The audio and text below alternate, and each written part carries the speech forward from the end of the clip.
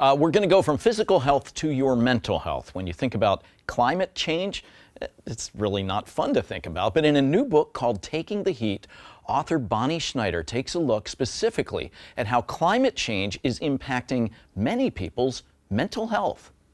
Bonnie, I'm so excited to talk to you about your new book. You obviously know a thing or two about the weather. You've been covering it for some time. But this book specifically, is this your second book? Yes, it is actually. My first book was about extreme weather, and here it is a decade later, and this book is about climate change and health. Wow. So I know there's a lot to do with climate change, but I love that you mentioned something called eco-anxiety. Will you talk to us about that?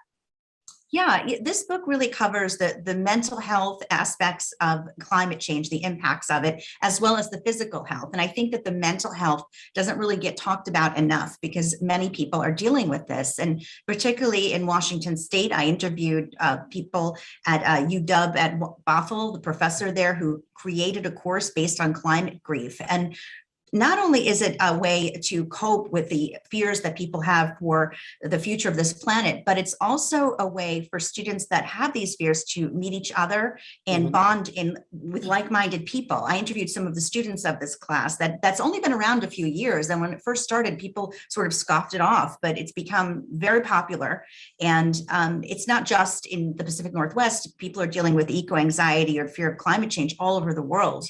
So I wanted to create, in this chapter on eco-anxiety, ways to address it.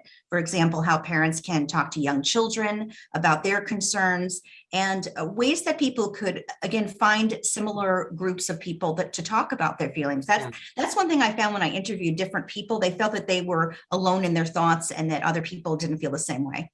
Yeah. And, it's actually something that was top of mind. I think even former President Obama mentioned this at the climate summit, talked specifically about climate anxiety. So this is something that is being talked about, but unfortunately not enough, because I think you're right. We all do feel this. How do you even begin to do research for a book like this?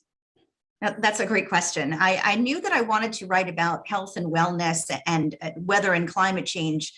Just from my own background as a television meteorologist, I would be forecasting these storms and interviewing people that are affected, but really getting into, well, what happens when the storm is over? Often people are still dealing with traumatic stress and things like that long after a storm is over. And we've even seen that with major hurricanes.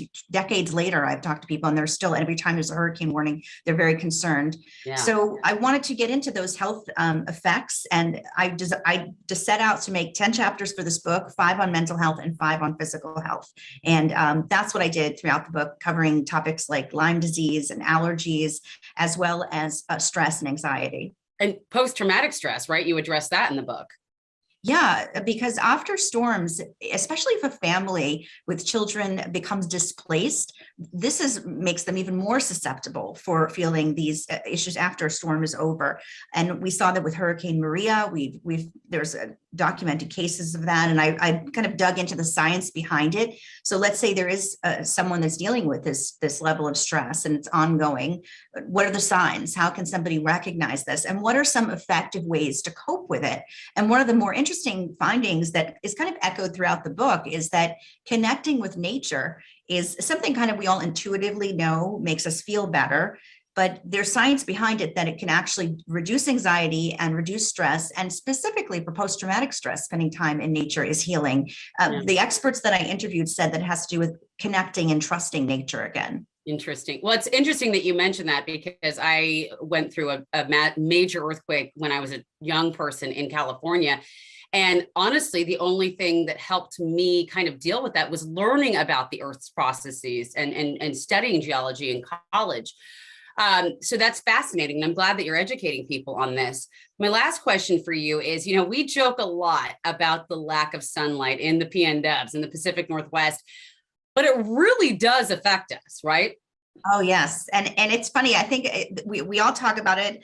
And anecdotally, maybe we even talk about it with our friends. Do you feel this way? Yeah, a lot of us do. And women are actually more susceptible to these seasonal changes than men. Women are more susceptible to feeling sensitivity to it, which personally I can understand that. I know I wrote that chapter in my book about seasonal depression in February of last year in New York City, and it was pretty cold and gray the whole time with short little amounts of daylight. But I interviewed the doctor who actually coined the phrase seasonal affective disorder. Oh, you did? And dug into the science of light and how light really not only affects our the way we feel, but just our biorhythm, how we go through our day, and it affects sleep and our energy levels. So it's not just our imagination. The light, it makes a big difference. No wonder I'm so cranky today, Bonnie. So many things can affect our mental health. That is so interesting. By the way, there is a King 5 evening special called Take Care. It was produced by my colleague Kim Holcomb, and it was just nominated for an Emmy Award. If you'd like to see it, you can go to our website, king5evening.com.